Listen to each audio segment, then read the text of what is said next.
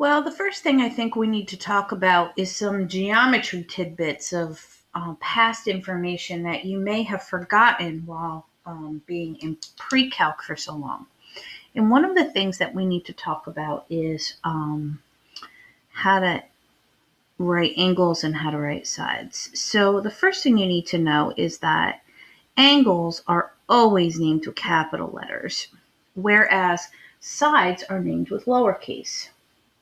So if I have this triangle named ABC and angle A is here, then it's customary that across from angle A is side little a. And you need to know that. Across from angle B is going to be side little b. And across from angle C is going to be side little c.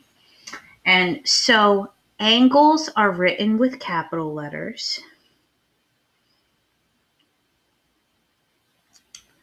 And sides are written in lowercase letters. And the lowercase letter is singular. It's just a single letter that represents that that's the angle it belongs to. The second thing you need to remember or recognize is that opposite the biggest angle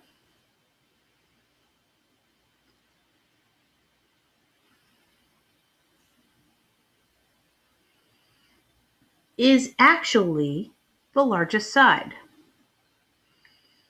And then obviously opposite the smallest angle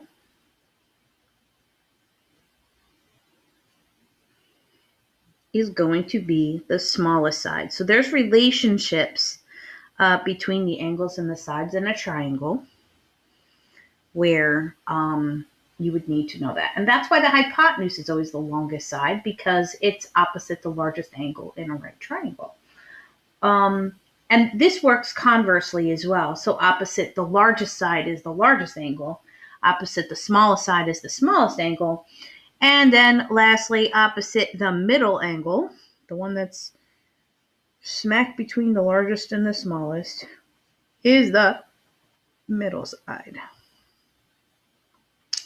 And why we need to know this is because if they said sketch a 30, 60, 90 triangle,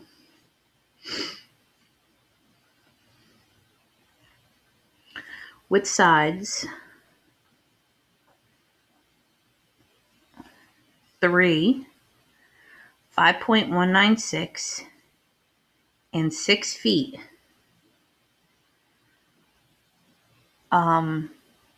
it would be a problem, because if you don't know these things, you're not going to draw it right. So the first thing we would need is a right triangle. So we would draw a right triangle. And of course we know opposite the right angle would be the biggest side, so that would be 6. And that's pretty easy.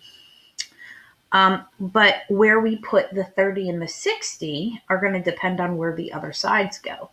So 30 degrees, if I want to put 30 degrees up top, then opposite the 30 has to be side 3, and that would be down here. You would have to have 3 feet here.